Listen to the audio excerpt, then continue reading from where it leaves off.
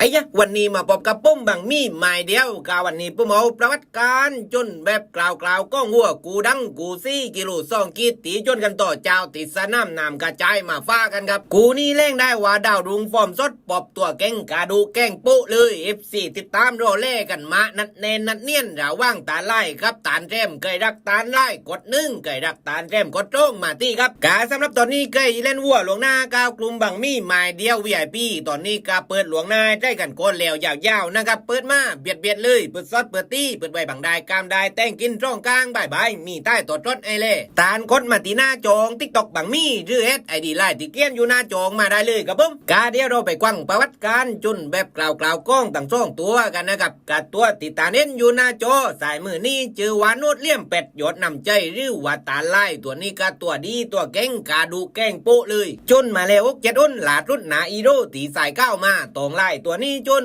ปาเป็ดจนเรื่อยเย็นไม่แกบตื้อเก้าดีป่าวัวป่าตัวดีจุดเหลี่ยมัดกวัดโตเนียวกดจ่ายกดกว่าใส่ปางกุมวัวกุมโกสวยกับโกโตกลางนักมีน้ำใจปอดใยใจมาตายมานักเล่งได้ว่าตู้ตีตู้เวลากับกูนี่กาตอนนี้นะครับไก่ยายกากุมเล่นวัวกับบังมีไม้เดียวนะครับมีโลโก้ไอ้ไส้บังดาวตัวได้มีใต้ตัวรถไอเล่ตานกดมาที่หน้าจองติ๊กตอกบังมีหรือID ไลน์ที่เกี้ยนอยู่หน้าจองมาได้เลยครับผมแล้วว่าเรื่องข้อมูลนี่ผมมีให้ตุกกูตุกซาน้ำเลยตานไม่ต้องปลำไม่ต้องเดี๋ยวผมมาเองตีผมจัดเจนแน่นอนกาเราไปแลกกันตีต่างด้านกูจนกันมั่งลาวตัวตีตาเน้นอยู่หน้าจอกว่ามือนี่จือว่าดุกดังแซมซุปเปอร์สตาร์หรือว่าตานแต้มตัวนี้กาตัวดีดาวรุงฟอร์มสดกาตัวเป้งเลยครับจนมาแล้วตรงอ้นหลาทุดหนาตั้งเงินตีบอลอวันนั้นกาได้เอ็นต่างจนแล้วกับผมนาแล้วว่ามันเลือแจมบอยตัวนี้จนปาเป็ดเดินหน้ากาหลุเดียวเลยครับเดินหน้าแก้งเร่งตัวนี้ไม่ดูจักเกียร์ต้อยขึ้นตุบขึ้นอ้อยขึ้นแคว้นขึ้นโอนตีตั้งตัว